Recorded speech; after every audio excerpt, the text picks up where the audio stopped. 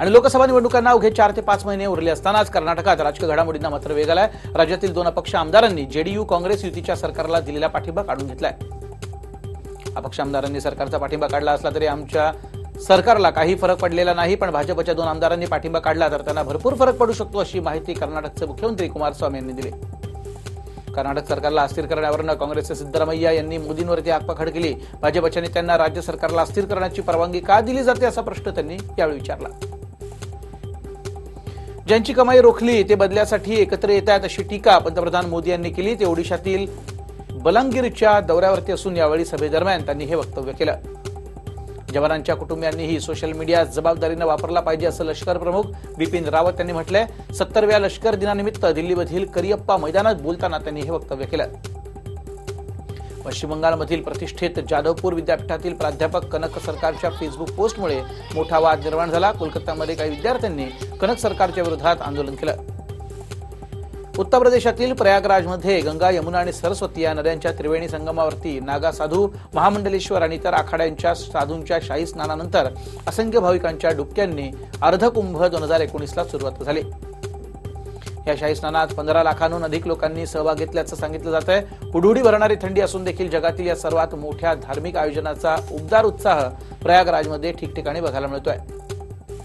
कुंभमेळा म्हणजे गर्दीचा महापूर असतो। लाखो भाविक येथे उपस्थिती दर्शवतात। स्वच्छतेची काळजी म्हणून भाजप सरकारने 1,22,000 स्वच्छतागृहांची सोय केली आहे। आजपासून सुरुवात झालेल्या कुंभमेळ्याची समाप्ती 4 मार्च रोजी होणार आहे। याच देश-विदेशातून लाखो भाविक येणार आहेत। नंदुरबारच्या भुसा पॉइंट जवळ नर्मदा नदीमध्ये बोट उलटली। 5 जणांना जलसमाधी मिळाली तर 35 जणांना जवळजवळ 42 जणांना वाचवण्यात यश आलं। आज दुपारच्या सुमारास ही भुसा पॉइंट जवळ दुर्घटना घडली आहे। दुर्गम भागात दुर्घटना घडल्यानं बोटीत किती जण होते त्याची माहिती मिळू शकत नव्हती। बेस्ट संपावरनं हायकोर्टात निर्णायक सुनावणी संपन्न झाली असून उद्यापर्यंत भूमिका कळवा असे निर्देश हायकोर्टानं कर्मचारी आणि उच्चस्तरीय समितीला दिले। महाधिवक्त्यांच्या उपस्थितीत ही सुनावणी झाली। उद्या 11 वाजता याबाबत पुन्हा एकदा सुनावणी होईल। बेस्टच्या ऐतिहासिक संपाचा आजचा 8वा दिवस आहे। आता मुंबई उच्च न्यायालयाच्या आदेशाकडे बेस्टच्या संपकरांसह कर्मचारी आणि नाहक त्रास सहन करणाऱ्या मुंबईकरांचं लक्ष लागलंय। मंत्रालयात उच्चस्तरीय बैठकीसाठी बऱ्याच नाट्यमय घडामोडी घडलेल्या आहेत। मंत्रालयात आज 2 वेळा समितीची बैठक पार पडली आणि यावेळी न्यायालय जो निर्णय देईल तो आम्हाला मान्य असेल असं शशांक राव यांनी स्पष्ट केलं। बेस्टच्या हाय पॉवर कमिटीच्या अहवालानुसार संपकरी कर्मचाऱ्यांच्या मागण्या मान्य केल्यास बेस्टला 550 कोटींचा भूर्दंड पडणार आहे। त्यामुळे आर्थिक परिस्थितीनुसार बेस्टला हे शक्य नसल्याचं अहवालात नमूद केलंय। बेस्ट उपक्रमाला महिन्याला 175 कोटी उत्पन्न अपेक्षित असताना केवळ 85 ते 90 कोटी उत्पन्न मिळतं, तर बेस्टचा महिन्याचा खर्च 125 कोटी आहे। त्यामुळे बेस्टला वर्षाला 1000 कोटींचा तोटा सहन करावा लागतोय। बेस्टच्या संपाचा आज 8वा दिवस असून अंधेरी डेपोतनं अद्याप एकही बस बाहेर पडलेली नाहीये। त्यामुळे नेहमीच्या प्रवाशांची गैरसोय होताना दिसते। शिर्डीतील पुणतांब्यात किसान क्रांती कोर समितीची बैठक संपन्न झाली असून किसान क्रांतीच्या 2ऱ्या पर्वाला सुरुवात झाली आहे। मागील आश्वासनं पूर्ण न झाल्यानं कमिटीनं पुन्हा आंदोलनाचा निर्णय घेतलाय। देता की जाता असं घोषवाक्य ठरलं असून 26 जानेवारी ते 19 फेब्रुवारीच्या दरम्यान किसान क्रांती कोर समितीच्या वतीनं राज्यात आंदोलन उभारण्यात येणार आहे। आगामी निवडणुका डोळ्यांसमोर ठेवून केंद्रापाठोपाठ राज्य सरकारनंही नवीन योजनांच्या घोषणांचा पाऊस आजच्या मंत्रिमंडळाच्या बैठकीत पाडलाय।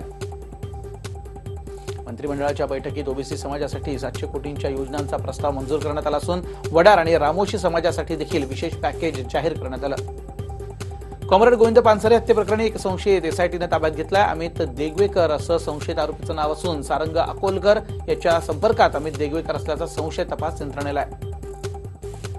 कोल्हापूर सत्र न्यायालयानं आरोपी अमित देगवेकरला 9 दिवसांची पोलीस कोठडी सुनावली आहे। अमित हा मूळचा सिंधुदुर्ग जिल्ह्यातला असून तो पानसरे हत्येच्या कटात सहभागी असल्याचा संशय तपास यंत्रणेला आहे।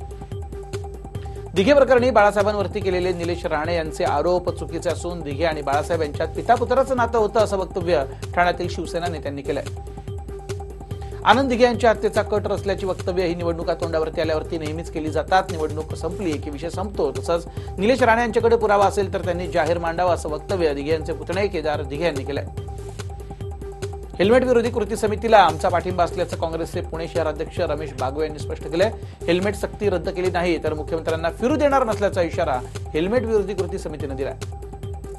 हेल्मेट सक्तीला भाजपचाही विरोध असून राजकारण आणू नये तसंच पालिकेत हेल्मेट सक्ती विरोधात ठराव आणला जाईल अशी माहिती भाजपा सभागृह नेत्यांनी दिली।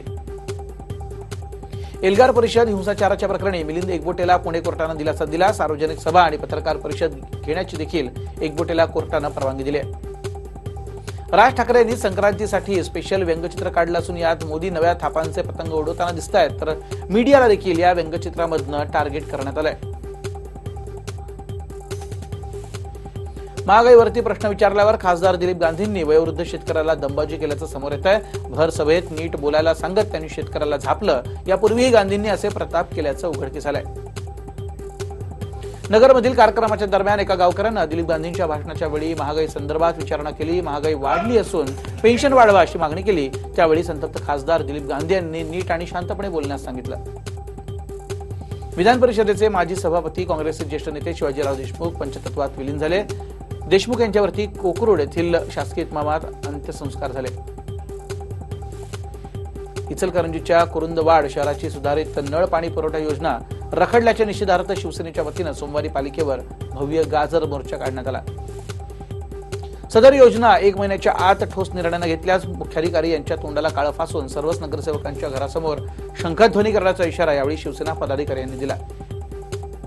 नागपुरात मेट्रोचे 3 डबे दाखल झाले असून त्याचं जल्लोषात स्वागत करण्यात आलं। चायनामध्ये बनलेले हे कोच आधी चेन्नईला पोहोचले आणि तिथून मग नागपुरात दाखल झाले। काही महिन्यांपूर्वी 90 पार करणारं पेट्रोल 15 रुपयांनी कमी झालेलं आहे, मात्र पुन्हा पुण्यात पेट्रोलचे दर 15 पैशांनी वाढलेत। सध्या पुण्यात पेट्रोलचे 75 रुपये 95 पैसे इतके पर लिटर दर आहेत। मकर संक्रांतीच्या सकाळी गॅसचे फुगे बनवणाऱ्या टाकीचा स्फोट होऊन फुगेवाला जागीच ठार झाला। अहमदनगरच्या कोपरगाव शहरातील एसजी विद्यालयाजवळ ही घटना घडली। हा स्फोट इतका भीषण होता की फुगे विक्रेत्याच्या मांसाचे तुकडे सगळीकडे विखुरले। या स्फोटामुळे परिसरात काही काळ भीतीचं वातावरण निर्माण झालं। बेळगावात गाडी कालव्यात एकाच कुटुंबातील 5 जणांचा मृत्यू झाला। बेळगाव जिल्ह्यातील शिवापूरमध्ये ही घटना घडली असून गाडीवरील नियंत्रण सुटल्यानं हा अपघात झाला। सांगली मिरज बसला सकाळी 10च्या सुमारास सांगली वाडीजवळ अपघात झाला। सुदैवाने अपघातात कोणीही जखमी झालं नाही। समोरून येणाऱ्या दुचाकीस्वाराला वाचवण्याच्या नादात एसटी ड्रायव्हरचा ताबा सुटल्यानं हा अपघात झाला। दरम्यान प्रवाशांना सुखरूप बाहेर काढण्यात यश आलं। इचलकरंजीतील पंचगंगा नदीपात्रात एका महिलेचा मृतदेह आढळला। पोलिसांनी माहिती मिळताच घटनास्थळी धाव घेतली। जीवनमुक्ती संघटनेच्या पथकाच्या अथक प्रयत्नानंतर मृतदेह बाहेर काढण्यात आला।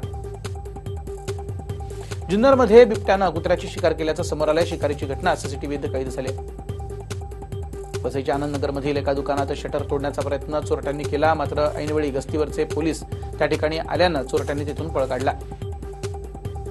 पहाटे 3:30च्या सुमारास हत्यारांसह चोरटे त्या ठिकाणी दाखल झाले होते। ही घटना सीसीटीव्हीत कैद झाली असून याच दुकानात 3 वर्षांपूर्वी देखील 5 लाखांची चोरी झाली होती। साताऱ्याच्या मेडी इथल्या वेण्णा नदीत उडी मारून नकुल दुबे यानं 5 दिवसांपूर्वी आत्महत्या केली। महाबळेश्वर ट्रेकर्सच्या अथक प्रयत्नानंतर त्याचा मृतदेह बाहेर काढण्यात यश आलं। नकुल दुबे यानं फोटो काढण्यास सांगत मित्राच्या हातात चिठ्ठी देऊन आत्महत्या केली। या प्रकरणी अधिक तपास सुरू आहे। जळगावात सहाय्यक सरकारी वकील पदावरती असलेल्या पत्नीचा डॉक्टर पतीनं खून केला। भरत पाटील असं आरोपीचं नाव असून पाटीलनं विषारी इंजेक्शन देऊन मारल्याचा आरोप पत्नीच्या नातेवाईकांनी केलाय। पतीनं चारित्र्याच्या संशयावरून पत्नीचा खून केल्याची कबुली दिली असल्याची माहिती पोलिसांनी दिली।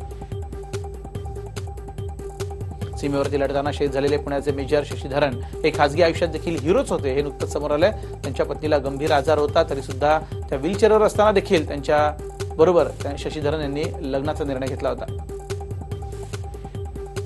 लग्नानंतर शशीधरन यांच्या पत्नी तृप्ती यांना दिव्यांगत्व आलं, तरी आत्मविश्वास सतत जागवण्यासाठी शशीधरन यांनी काम केलं।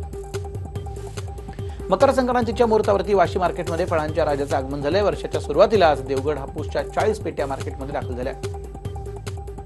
वाशी मार्केटमध्ये दाखल झालेल्या एका आंब्याच्या पेटीला 3 ते 6 हजारांचा दर मिळण्याची शक्यता व्यापाऱ्यांनी व्यक्त केली। येत्या 15 ते 20 दिवसात मोठ्या प्रमाणात हापूस बाजारात येण्याची शक्यता वर्तवली जाते।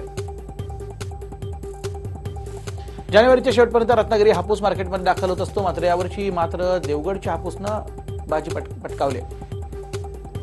अहमदनगरमध्ये भगवान बाबांच्या मूर्तीची विटंबना करणाऱ्याला स्वप्नील शिंदेला अटक करा या मागणीसाठी सेनगाव बाजारपेठ बंदची हाक देण्यात आली। त्यामुळे गावकऱ्यांचे व्यवहार तिथं ठप्प झालेले आहेत। मूर्तीची विटंबना करणाऱ्या स्वप्नील शिंदेसह सुरक्षित जागी काम न करणाऱ्या शिल्पकार प्रमोद कांबळेंवर देखील गुन्हा दाखल करा, अन्यथा पुढे होणाऱ्या परिणामाला प्रशासन जबाबदार राहील असा इशारा जय भगवान महासंघाने दिला। नाशकात मकर संक्रांतीच्या मुहूर्तावरती पहाटे गोदाकाठावरती स्नान करण्यासाठी भाविकांनी अलोट गर्दी केली होती। रामकुंडात संक्रांतीनिमित्त स्नानाचं विशेष महत्व आहे. भाविकांची कोणती गैरसोय होऊ नये म्हणून योग्य सोय देखील करण्यात आली होती. नागपूरमध्ये संक्रांतीच्या दिवशी पतंगबाजीला उधाण आलं असून आकाशात रंगीबेरंगी पतंग दिसत आहेत, तर दुसरीकडे नायलॉनचा मांजा विकणाऱ्यांवरती आणि त्याचा वापर करणाऱ्यांवर पोलिसांची करडी नजर आहे. संक्रांतीच्या दिवशी पंढरपूरच्या विठ्ठल रुक्मिणीच्या दर्शनाला रांगा लागल्या असून अनेक भाविक या ठिकाणी श्रद्धेने दाखल होतात. बेस्टच्या संपामुळे त्रस्त असलेल्या उद्धव ठाकरे यांनी चक्क लोकलमधून प्रवास केल्याचा फोटो शेअर झालाय. उद्धव यांच्यासारखाच हुबेहूब दिसणाऱ्या व्यक्तीचा फोटो सध्या सोशल मीडियावर व्हायरल होतोय. बुलढाण्यात आज लाल किल्ला एक्सप्रेस दाखल होणार असून लोकसभेचा आढावा घेणारा महाराष्ट्रातील इलेक्शन पोलचा सर्वात मोठा शो आपण पाहू शकणार आहात रात्री. मुंबईतील गिरगाव, दादर, जुहू, वर्सोवा, अक्सा, मनोरी आणि गोराई अशा 7 चौपाट्यांवर मुंबईकरांसह देश-विदेशातील पर्यटकांची दररोज गर्दी होते आणि या पार्श्वभूमीवर पर्यटनाला चालना देण्यासाठी पालिकेनं माहीम चौपाटीच्या सुशोभीकरणाचा निर्णय घेतला. याबाबतचा प्रस्ताव स्थायी समितीच्या बैठकीत मंजुरीसाठी मांडण्यात येणार आहे. किनाऱ्याच्या सौंदर्यीकरणात जुन्या बोटी प्रदर्शनासाठी ठेवण्यात येणार आहेत. त्याशिवाय बोटी आणि जाळ्यांच्या दुरुस्तीसाठी शेड उभारण्यात येईल. यामुळे पर्यटक मुंबईकरांना समुद्र किनाऱ्यावर कोळी संस्कृतीचं दर्शन घडणार आहे. याशिवाय किल्ल्यांची ऐतिहासिक प्रतिकृती देखील बघायला मिळेल. डिसेंबर महिन्यात महागाई दरात घट झाल्यानं सामान्य नागरिकांना दिलासा मिळाला आहे. आता महागाईचा दर 2.19% असून मागील 18 महिन्यातील निच्चांकी पातळीवरती पोहोचलाय. पंतप्रधान मोदी यांनी आपल्या नावानं नमो ॲपची सुरुवात केली. या ॲपमध्ये भारतीय जनता पक्षाच्या सरकार, खासदार, आमदार, कार्यकर्ता यांच्या कार्यशैलीविषयी जनतेची मतं मागितलेली आहेत. मुंबईवरील 26/11 हल्ल्याचा कट रचणारा तव्वूर हुसैन राणाच्या प्रत्यार्पणा होण्याची शक्यता आहे. तो पाकिस्तानी वंशाचा असून सध्या अमेरिकेत शिक्षा भोगतोय. जागतिक बँकेचा अध्यक्ष डोनाल्ड ट्रम्प यांची कन्या आणि अमेरिकेच्या राष्ट्राध्यक्षांची सल्लागारपदी असलेल्या इवांका ट्रम्प ठरणार आहे. यावेळी अमेरिकेतून जागतिक बँकेचा अध्यक्ष निवडला जाईल. 1980च्या तुलनेत सध्या अंटार्क्टिकावरील बर्फ 6 पट वेगानं वितळतोय असा खुलासा कॅलिफोर्नियातील वैज्ञानिक एरिक रिक्टन यांनी केलाय. याला ग्लोबल वॉर्मिंग जबाबदार असल्याचं त्यांचं म्हणणं आहे. दक्षिण कोरियानं त्यांच्या रक्षा दस्तावेजातून उत्तर कोरिया शत्रू असल्याचं हटवलंय. त्यामुळे दोन्ही देशांदरम्यान शांतता निर्माण होण्यास मदत होणार आहे. ऑनरचा Honor 10 लाईट हा स्मार्टफोन आज भारतात लॉन्च करण्यात आला. या फोनची विक्री फ्लिपकार्टवरून एक्सक्लुझिव्ह होणार असल्याची माहिती कंपनीने दिली. फ्लिपकार्टचे सहसंस्थापक सचिन बन्सल यांनी ऑनलाईन कॅब सर्व्हिस कंपनी ओलामध्ये 150 कोटी रुपयांची गुंतवणूक केली आहे. ओलाचे प्रत्येकी 21,250 रुपयांचे 70,000हून अधिक शेअर्स त्यांनी खरेदी केले. फ्लिपकार्टवरती द रिपब्लिक डे सेल 20 जानेवारीपासून सुरू होणार असून तो 22 जानेवारीपर्यंत चालेल. या सेलमध्ये SBI कार्डवरती खरेदी केल्यास 10% इन्स्टंट सूट मिळेल. अमेझॉन ग्रेट इंडियन सेल परतलाय. 20 ते 23 जानेवारी दरम्यान हा सेल आयोजित केला जाईल. भारत आणि इंग्लंड यांच्यातील सांस्कृतिक संबंध वाढवणाऱ्या सैफुद्दीन मोहम्मद यांच्यावरती गुगलनं विशेष डुडल बनवलं. 1759 साली पाटणा येथे जन्मलेले मोहम्मद इंग्लंडमध्ये रेस्टॉरंट उघडणारे पहिले भारतीय व्यक्ती होते. मकर संक्रांतीच्या निमित्तानं बॉलिवूड अभिनेता अक्षय कुमार यानंही पतंगबाजीचा आनंद लुटला. अक्षय कुमारनं पतंग उडवतानाचा त्याचा व्हिडिओ सोशल मीडियावरती आता अपलोड केलाय. बॉलिवूड अभिनेता इम्रान हाशमीचा 5 वर्षाचा मुलगा अयाननं कर्करोगावरती यशस्वीरित्या मात केली आहे. आता अयानचा कर्करोग बरा झालाय अशी माहिती इम्राननं सोशल मीडियावरती दिली. अक्षय कुमार पाठोपाठ अभिनेता इम्रान हाशमीचा पतंग उडवतानाचा व्हिडिओ समोर आला. यात इम्रान हाशमी अभिनेत्री श्रेया धन्वंतरी सोबत पतंग उडवण्याचा आनंद लुटतोय.